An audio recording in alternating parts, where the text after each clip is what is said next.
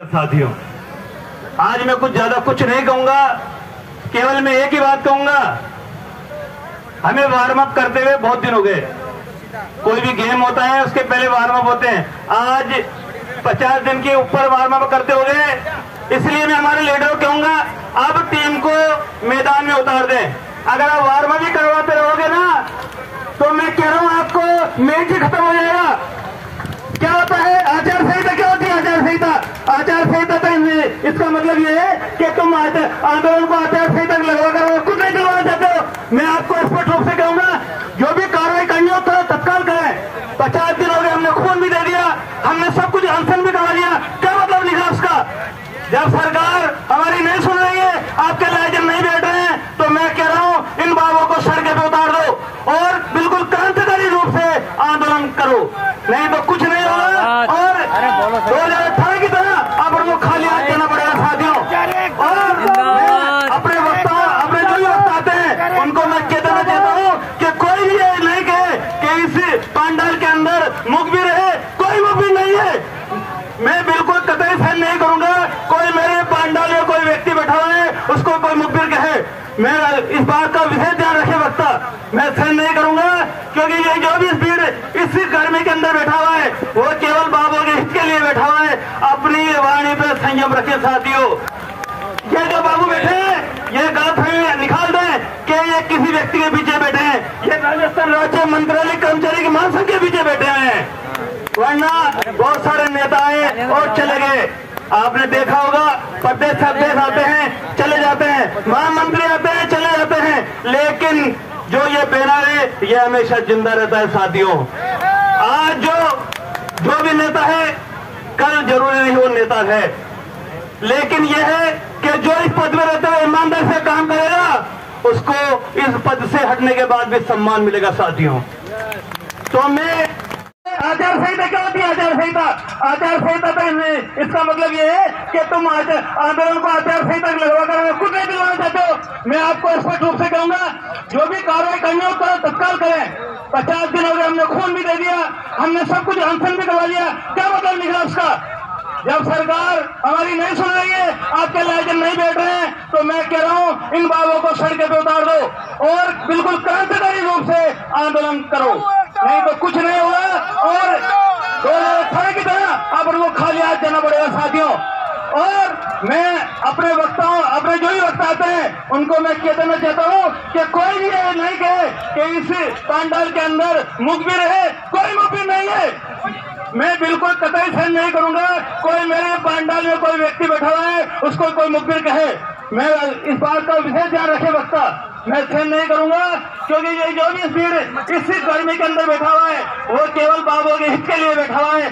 अपनी वाणी पे संयम रखे साथियों।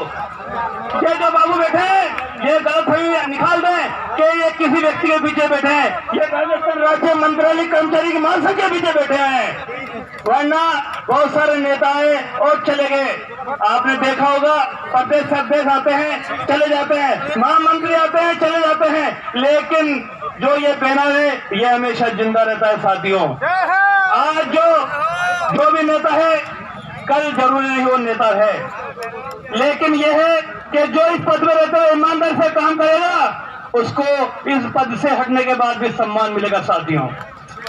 तो मैं केवल पूरी जो महापड़ाव के नीचे पब्लिक बैठी हुई है, नीचे बाबू लोग बैठे हुए हैं, जो महापड़ाव पे यहाँ नहीं आकर घर पे बैठे हुए वो भी हो सकता है किसी वजह से नहीं आ रहे हो, जो 10 तारीख से जो लेके सामने औकात से बैठे हैं उन सब की ओर से मैं आप लोगों को मंच पे हमारे पदाधिकारी हैं उनसे मैं निवेदन करूंगा कि आप 1-2 दिन में जो भी करना है वो करें, या बिल्कुल हम स्पष्ट रूप से कहते हैं। आज ये नहीं कहें 2 दिन पंडाल भर दो, 3 दिन पंडाल भर दो।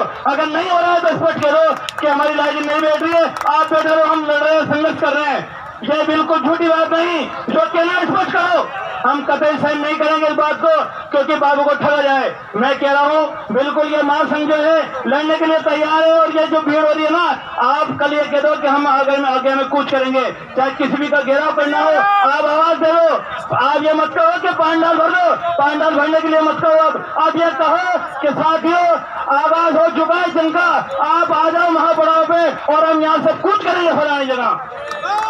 इसलिए अब आप ये लुक्का छिपी का खेल और पड़ाव पे यहाँ नहीं आकर घर पे बैठे हुए, वो भी हो सकता है किसी वजह से नहीं आ रहे हो, जो 10 तारीख से जो लेके सामने अवकाश पे बैठे हैं, उन सब की ओर से मैं आप लोगों को मंच पे हमारे पदाधिकारी हैं उनसे मैं निवेदन करूंगा कि आप 1-2 दिन में जो भी करना है वो करें, या बिल्कुल हमें स्पष्ट रूप से कहते हैं। आप ये नहीं कहें 2 दिन पांडाल भर दो, 3 दिन पांडाल भर दो, अगर नहीं हो रहा है तो स्पष्ट कह दो कि हमारी लाइजिन नहीं बैठ रही है, आप बैठे हो, हम लड़ रहे हैं, संघर्ष कर रहे हैं।